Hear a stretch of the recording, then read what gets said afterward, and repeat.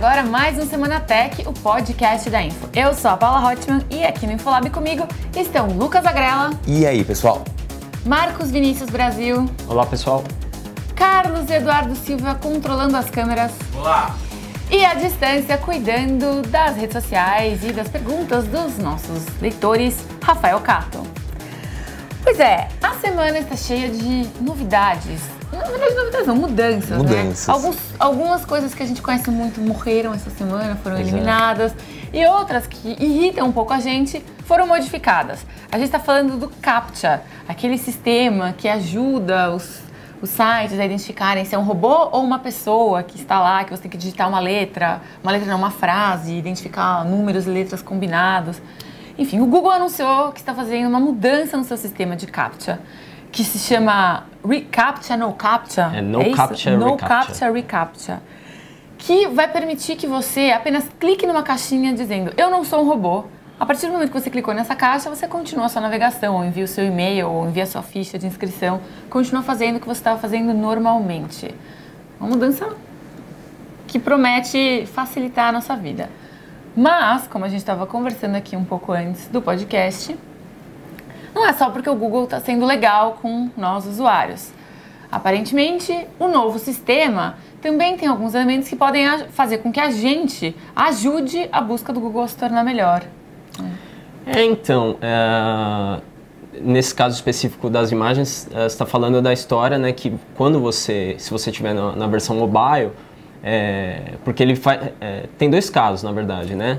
Primeiro ele pergunta se você é um robô e aí aparece o checkbox, daí você clica, simplesmente clicando ali você é liberado. Ou então tem um outro caso o Google não tiver certeza se você é ou não é um robô, ele aciona um segundo mecanismo, que se você tiver no desktop, ele liga de novo uma CAPTCHA, né? Então, assim, é uma reclamação de algumas reclamações que eu já estava vendo. Gente, que ele está acionando isso sempre. Gente falando já, fiquei animado, só que aí você vai ver, em muitos casos ele aciona o CAPTCHA de novo. Por exemplo, se você estiver navegando no modo anônimo no Chrome ou em algum outro navegador. Isso tem a ver com... Porque isso, o Google ele anunciou assim, olha, hoje os robôs já estão tão inteligentes que eles conseguem ler essas letras embaralhadas ou distorcidas muito bem. Tem um número aqui que eles divulgaram, acho que em mais de 99% dos casos, 99,8% dos casos, os robôs já conseguem ler essas letras distorcidas. Então eles queriam criar alguma coisa diferente. E eles desenvolveram um mecanismo que é baseado no seu sistema de navegação. Então, como você interage com o CAPTCHA antes ou depois, eu sou padrão de navegação. Provavelmente você navegando anônimo afeta isso, né? Ele tem menos informações sobre você e ele não consegue ter certeza se você é ou não um robô. E aí ele abre o CAPTCHA de novo, um novo CAPTCHA. E aí no caso que você falou das imagens é no mobile, né? Tipo, se você tiver num tablet ou no smartphone, como é mais difícil você escrever, o segundo fator de segurança é uma lista de fotos, né? Que ele coloca uma foto, sei lá, um gato. E aí exibe várias outras fotos de gatos. Cachorro, tartaruga. Exatamente. E aí você tem que identificar quais imagens correspondem com a primeira, né? Então, no desktop, se você não for identificado como um humano, vai aparecer ainda ou uma foto com número, geralmente número de Street View, ou um CAPTCHA normal para você identificar. No mobile aparece isso, né? É um quadradinho que tem uma foto e aí várias outras fotos que você tem que identificar, todas as que são parecidas ou iguais ou fazem alguma referência a essa foto. E o que a gente estava discutindo aqui é que isso parece ser uma forma do Google melhorar o próprio sistema de buscas dele, porque ele não faz essa classificação manual das fotos, né? Não é que tem um estagiário lá do Google cadastrando cada foto. Isso sei lá, pessoa de óculos e camiseta preta. Tipo, é um mecanismo que faz isso automático, né? Sim. E a partir do momento que você coloca lá e todo mundo identificar aquela foto como sendo um gato, como sendo uma tartaruga, aumenta a inteligência dele, né? Melhora... Exato. É uma forma de terceirizar o serviço do Google pro próprio usuário, né? De certa forma. Mas, com certeza, é uma coisa relevante porque as imagens têm cada vez mais importância na web, né? E tem pouca gente fazendo algum esforço para melhorar o algoritmo de buscas de imagens que, essencialmente, funciona com tags, né? Tem muitas tags e, às vezes, a tag não está mostrando exatamente o que aquela imagem diz. Às vezes, a pessoa salva de uma outra forma, então... Foto 1. foto 1, e aí você não vai encontrar a imagem que você está procurando por causa disso, né? Tem uma outra empresa que está fazendo isso também é a Mobile, que eles receberam... É um concorrente do Instagram que recebeu um aporte de 60 milhões do Carlos Slim, que é da América Móvel, a empresa que controla a Claro aqui no Brasil. Eles disseram que iam anunciar novidades em janeiro, mas parece que o Google já se antecipou, né? Saiu na frente. Ó, os nossos internautas estão comentando bastante aqui. O Gustavo Augusto Vieira primeiro comentou: cadê o Gustavo? Gustavo Guzmão está numa pauta hoje. Ele está na Comic Con. Volta na semana que vem. Vida boa. E ele também já comentou aqui: já era tempo de mudar o CAPTCHA. Eu já vi um em que era preciso dizer qual animalzinho estava aparecendo atrás das letras. Nossa. Você precisa aumentar a tela consideravelmente. O Thiago Guederref falou que o CAPTCHA é a pior coisa inventada até hoje. E o Juliano Machado Olivetti diz que já estava na hora de desenvolverem algo mais fácil que o CAPTCHA. Se perde muito tempo e ainda é difícil de compreender. Eu concordo. E ultimamente, nos últimos meses, eu tive muito mais problemas com o CAPTCHA. Assim, eles ficaram mais difíceis, né? Nenhum deles. Eu fui conferir a restituição do imposto de renda recentemente. E não, foram 4 vezes para eu conseguir entender o que era aquilo. E o L minúsculo ou o I maiúsculo? Porque a forma que os CAPTCHAs evoluíram foi justamente deixando as letras e os números mais distorcidos, mais complexos, e aí chegou um ponto que nem os humanos mais conseguiram.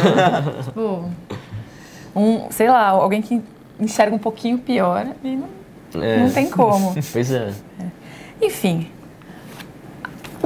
acho que o Google já está liberando isso, já é possível usar, já está liberada a nova API. A API já está liberada. Mas acho que é um comentário que você fez, Marquinhos, talvez não esteja 100%, mas é uma coisa meio do Google, lançar as coisas e ir aprimorando ela com o tempo. Não, então, até porque faz sentido em termos de coleta de dados, né? Você lança o serviço, vê se ele funciona, vê como as pessoas estão usando aquele serviço e aí o Google consegue adaptar e corrigir o que está errado mesmo, né?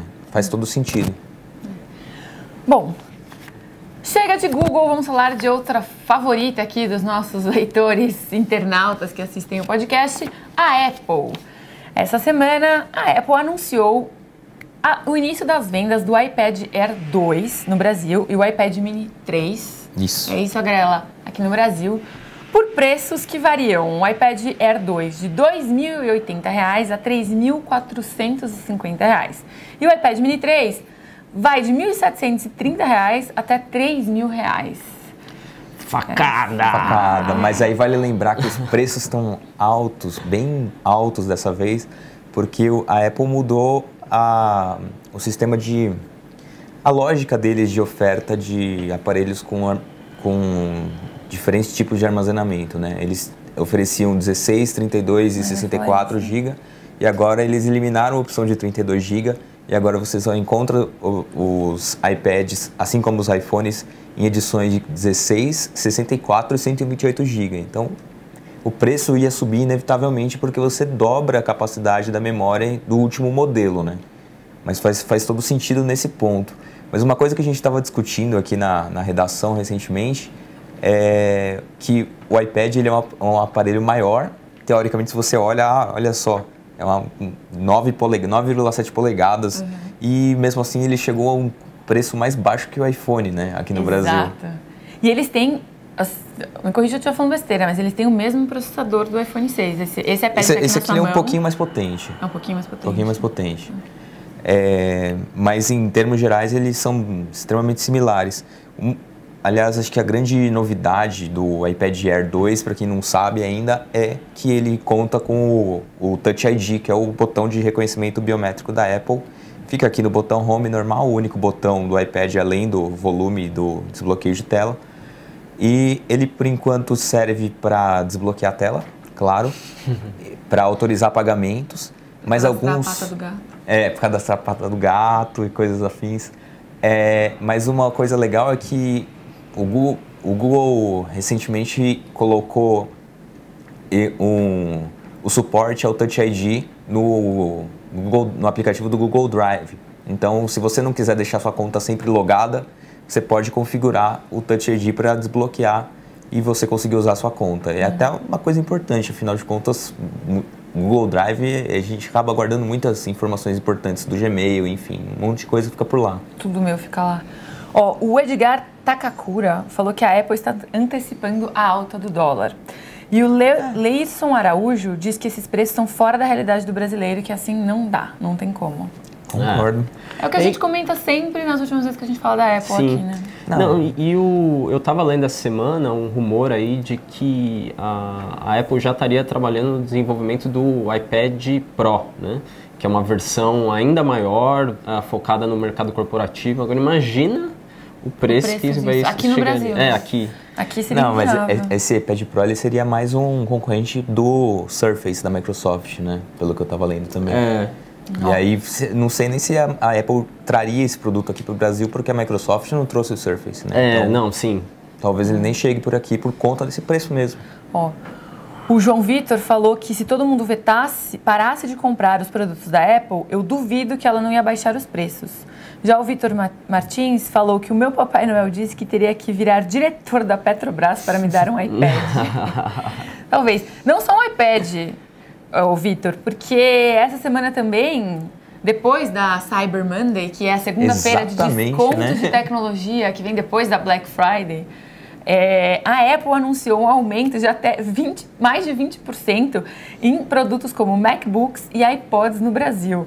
A gente fez um levantamento no site, lá tem a tabela completa, mas para ter uma ideia, o MacBook Pro de 13 polegadas passou de R$ 5.300 para R$ 6.400, ou seja, já era uma facada. A gente teve até um repórter nosso aqui que ele estava para comprar um MacBook Air no dia que... um Pro. Exatamente no dia que a Apple anunciou o aumento de preços, ele saiu correndo, foi lá, comprou o dele antes de aumentar o preço e voltou, conseguiu.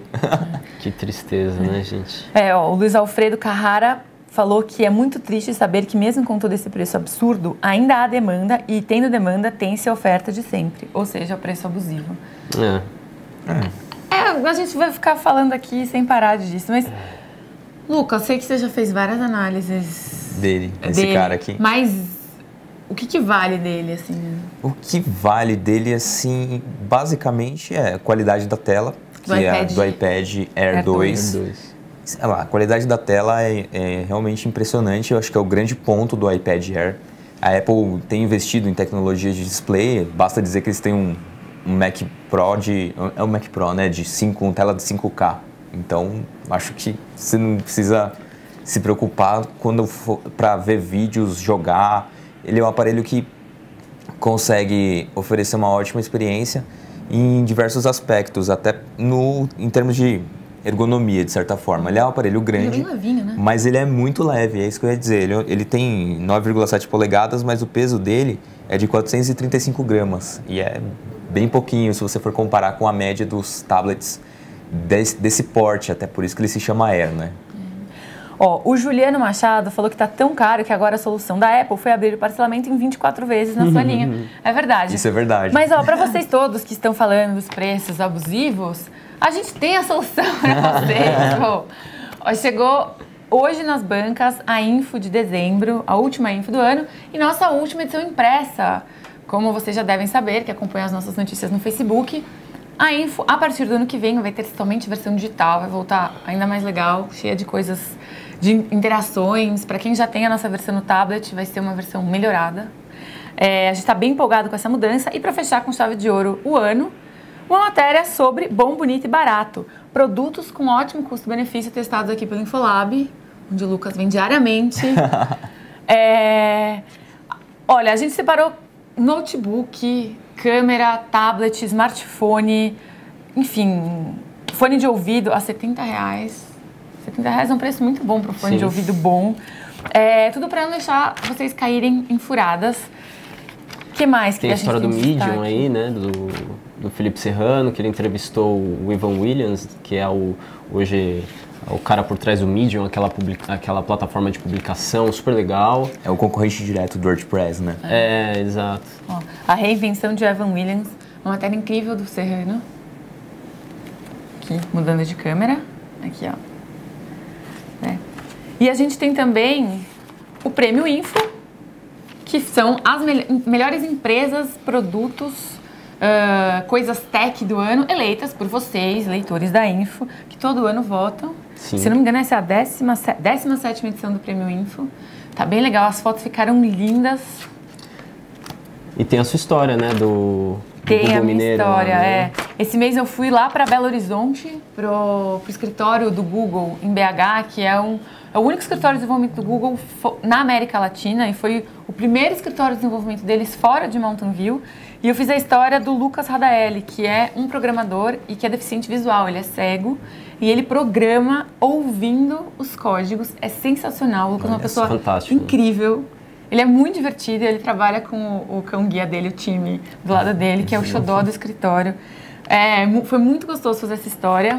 A gente fez um vídeo também, que em breve vai sair no site. Comprem a edição, porque é uma história muito inspiradora, assim, de verdade. Faz a gente pensar que, assim, a gente tem muitos preconceitos, sociedade, tem muitos preconceitos em relação ao que as pessoas podem ou não fazer, e que a tecnologia deixa as pessoas fazerem tudo.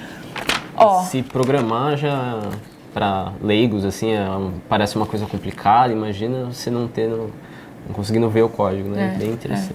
Ele fala uma coisa muito interessante, que programação tem muito a ver com a sua capacidade de pensamento, assim, de pensamento lógico, de você conseguir extrapolar algumas coisas. E ele falou que ele não tem dificuldade com isso, então que não é um problema para ele pensar em 4 dimensões, de repente. É uma história muito legal. A gente tem 18 páginas, se eu não me engano, de produtos para ideias de fim de ano. Também tem uma matéria aqui sobre aplicativos de comida, a guerra que eles estão travando aqui no Brasil para ter a sua preferência na hora de pedir um delivery. Então, Info de dezembro, já nas bancas. E aí, a partir do ano que vem, a gente tem várias novidades para vocês. Boa. Pois é. Voltando aos temas da semana, eu acho que esse é um tema... A gente sempre fala de hackers, de invasões, de tudo. E essa história aqui começou no mês passado como o que parecia ser uma invasão, não vou dizer inocente, mas uma coisa meio... Trivial, uma comum, pegadinha. E saiu e terminou, aparentemente, sendo um vazamento de filmes. Eu não me lembro de ter um vazamento de filmes inéditos desse porte, assim. Na verdade, está sendo considerado já o maior caso de vazamento corporativo da história, assim. É impressionante. Além desses filmes, né, foram 4 filmes que vazaram, eles acho que foram 100 tera de dados, de informações vazadas. O BuzzFeed, eles fizeram uma análise de 40 GB de informações desse bloco. Eles pegaram uma parte, começaram ali a ver o que tinha, e você encontra de tudo, assim, desde número de seguro social dos funcionários. Só para contextualizar aqui, a gente está falando do ataque à Sony Pictures. Sim. A famosa Sony. Em novembro, os funcionários da empresa chegaram um dia para trabalhar e tinha uma mensagem no PC deles dizendo hacked by #GOP, que seria os Guardiões da Paz, Guardians of Peace. Isso. É um grupo anônimo, que não se identificou, nem ninguém veio a público dizer que faz parte desse grupo. E eles teriam roubado dados e teriam feito algumas exigências para não devolver esses dados. Até aí, ok, parece que a Sony tentou... consertou a rede, enfim. Alguns dados começaram a vazar, algumas informações sobre funcionários começaram a ser postadas em fóruns, até que, agora, soltaram 5 filmes, 4 deles inéditos no mundo. Pegaram o que eles chamam do material que eles mandam geralmente para jornalistas ou para algumas exibições fechadas e jogaram na internet. Os títulos são aquele Annie, Mr. Turner, Para Sempre Alice e To Write Love on Her Arms, que ainda não tem tradução para português, mas seria algo como Escrever Amor em Seus Braços. E tem o filme do Brad Pitt, o Coração de Ferro, que em inglês chama Fury, que já estreou nos Estados Unidos, mas é inédito no Brasil. Foi disponibilizado para download por esse grupo, já foi baixado em 3 dias mais de 880 mil vezes. Nossa. Tipo, é um dos filmes mais pirateados da história e ele ainda nem estreou nos cinemas do mundo direito. E como o Marquinhos está falando, acho que o pior não é... além disso tudo, tem todas as informações da empresa. Parece que tem senhas de um monte de coisa. Tem tudo, né? Assim, checagem de histórico criminal dos funcionários, um piloto escrito pelo criador do Breaking Bad, provavelmente do Better Call Saul, que ainda nem estreou. O roteiro do piloto já foi vazado. Spoiler do spoiler. Assim, a história é que os funcionários da Sony estão em pânico, assim, porque basicamente desde negociações com transmissoras, tudo, assim. Então está sendo considerado o pior hack corporativo da história, assim, e com ligação, tudo indica, ao governo da Coreia do Norte. Que isso está meio desencontrado. Quando se trata da Coreia do Norte, a gente nunca sabe exatamente o que esperar. Isso que estão falando é verdade. E o que está acontecendo lá. Mas qual é a tese? Aparentemente, essa invasão teria a ver com a Coreia do Norte, porque a Sony vai lançar um filme agora, eu não sei se eles já lançaram, se eles estão para lançar, mas já anunciaram um filme que se chama A Entrevista, com o James Franco e o Seth Rogen. É uma comédia sobre 2 jornalistas que vão fazer uma entrevista com o Kim Jong-un, que é o líder da Coreia do Norte. Obviamente não é ele que aparece no filme. E aí eles são chamados por agentes da CIA, do FBI, para matar o líder da Coreia do Norte. É uma comédia. Só que a Coreia do Norte aparentemente ficou enfurecida com isso e já ameaçou fazer retaliações a todos os países que distribuíssem esse filme, inclusive os Estados Unidos, e principalmente os Estados Unidos. E aparentemente esse ataque teria ligação com a Coreia do Norte, talvez pessoas da Coreia do Norte baseadas na China fazendo esse ataque. Mas são todos boatos, porque alguns dizem que a Coreia do Norte negou, outros dizem que a Coreia do Norte se manteve calada, ainda não falou nada. O que eu li foi justamente que eles não tinham negado essa invasão. Então... Mas eles não negaram. Não negaram.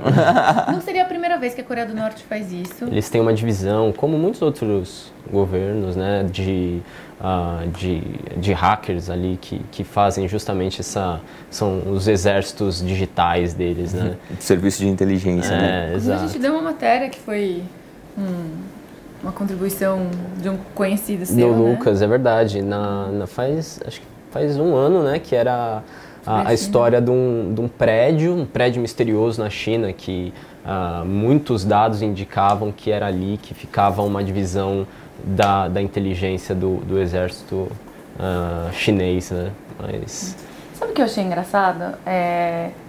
Esses filmes, eu não sou a pessoa que mais acompanha filmes no mundo, mas eu vou ao cinema pelo menos 2 vezes por mês, assim. Acho que eu vou bastante. Alguns desses filmes eu nem tinha ouvido falar. E talvez alguns deles eu nem ouvisse falar, porque nem sempre todos são lançados aqui. Às vezes alguns saem DVD direto aqui. Sim. Sei lá. E agora eu tô com vontade de ver vários deles. Eles acabaram fazendo uma bela publicidade, né, para esses filmes. Acho que indiretamente. Vamos ver o que a Sony vai fazer. Eles estão tratando... A Sony está falando super pouco sobre isso, eles não deram grandes declarações, mas eles disseram algo como que isso é um crime e a gente está tratando isso como um crime envolvendo a polícia, envolvendo a FBI, envolvendo todo mundo lá. Faz todo sentido, né? Afinal de contas, roubo de dados acaba sendo um crime. Parece que eles trocaram todas as máquinas lá dos funcionários. Trocaram todos os computadores funcionando. O Gustavo Augusto Vieira comentou aqui: a pobre da Sony vive sendo invadida. Já foi Sony Computer Entertainment, PSN, a Sony Online, a Sony Pictures. E aí o Edgar Takakura falou, com tudo isso, e ninguém quis baixar o Spider-Man. Por que será, né? Deixa esse aí. Mas é interessante esse primeiro comentário aí da história, porque realmente a Sony é algo... Parece que... Claro, muitas empresas são atacadas, mas parece que a Sony é especialmente vulnerável. Quando atacam ela, o negócio... Eu lembro que uma vez a PSN ficou fora do ar, durante uma semana. Foram dias. Foi tipo, como é possível que Foi em 2011, acho que foi um serviço tão grande, de uma empresa tão grande, possa ser vulnerável nesse ponto deles ficarem fazendo alterações e correções e não voltava ao ar. Falei, caramba. O Wellington Araújo comentou aqui que já deveriam ter investido em segurança há muito tempo. Eles gastam milhões em um filme e levam prejuízo por ignorarem os cuidados básicos em TI. É verdade. Agora eu não sei quão básicos são esses cuidados, Wellington, porque, assim, levando em conta esse comentário do Gustavo, né, de que ele já foi invadido algumas vezes, sim, acho que se levanta um alerta de que a empresa talvez tenha que olhar com mais atenção para o seu departamento de TI. Mas esses hackers provavelmente não eram, sei lá, não era uma molecada invadindo... Não, são ataques sofisticados. É uma coisa E bem para atacar uma sofisticada. empresa do porte da Sony, você precisa de um certo nível de sofisticação nesse ataque mesmo. E às vezes você consegue até ali ludibriando, enganando um funcionário com um e-mail, às vezes é até simples, né? Você consegue fazer com que um funcionário instale ali um arquivo malicioso, já era, né? Sua rede Fica toda comprometida. está comprometida, né? Bom, e para encerrar aqui o podcast, a última notícia da semana que nós vamos comentar, ela, sabe quando uma coisa... Saudosa. Dói, assim. Dói o coração. Dói o coração, porque eu lembro dos primeiros trabalhos que eu fazia na escola, na aula de computação, que você aprendia a mexer no Word, no PowerPoint. Pois é. Enfim, a Microsoft vai acabar com as animações do Clipart. A partir de agora, a loja que vende essas animações não estará mais disponível, a biblioteca não estará mais disponível. Inclusive, no pacote do Office de 2013, ela já não vinha instalada, mas você podia inserir todas essas imagens do Clipart. Agora não mais. Ele foi substituído pelo Bing Imagens e vai oferecer animações sob a licença Creative Commons. Isso, que aí varia, né? Se você pode usar comercialmente ou não. É a licença Creative Commons comum. Mas triste, né, essa notícia, assim, pra nossa geração aqui. As imagens do Clipart que fizeram parte, né, da vida. Escola. Muitos trabalhos de escola com Mostrei isso. com Clipart. Vocês tinham algum Clipart favorito? Assim? Ou vocês lembram de algum? Nossa, não. Eu lembro que tinha uns bonequinhos, assim, meio que eram silhuetas, pareciam Os sombras. bonequinhos assim, Parecia uns esses eram muito feijõezinhos, bons. eles. Exato. Cara, aquilo era muito bom. Nossa, era muito bom. E eles estavam em várias posições, assim. Tinha o high five, tinha... verdade. Que saudoso isso. Pois é, gente. Triste, mas O tempo passa, né? O tempo passa.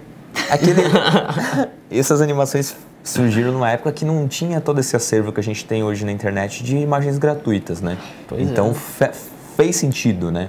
E por sinal, se você ainda quiser usar esse tipo de animação, tem sites que distribuem cliparts gratuitamente. Então é só pesquisar lá ou entrar na nossa matéria, que eu também coloquei um link para você acessar alguns cliparts. Pois é. O João Vitor falou aqui, é como dizia o meu professor de informática, clipart estraga o projeto. João, não fala isso.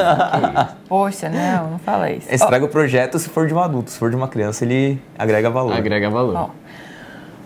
O João Vitor também comentou, na verdade uma pergunta, Grela, antes da gente encerrar o programa, se perguntando se a tela do iPad Air 2 consegue superar a Super AMOLED Quad HD do Tab S.